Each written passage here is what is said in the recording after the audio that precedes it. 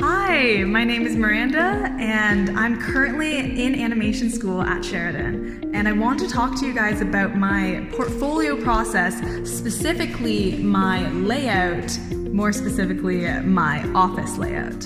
So as you can see, I did a dentist's office.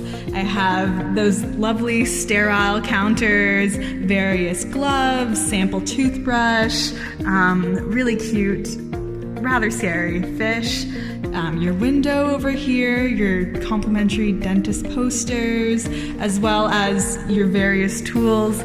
It takes a lot of steps to get to the end goal and takes a lot of organizing of your thoughts as well as your composition and your designs.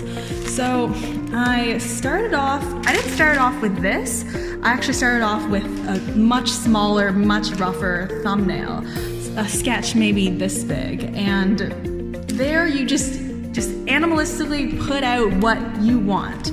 You can put out your compositions, you can put out where I want tables, where I want my main focus to be, even what's my subject, what kind of office do I want. So this is my focus right here, my scared little child character.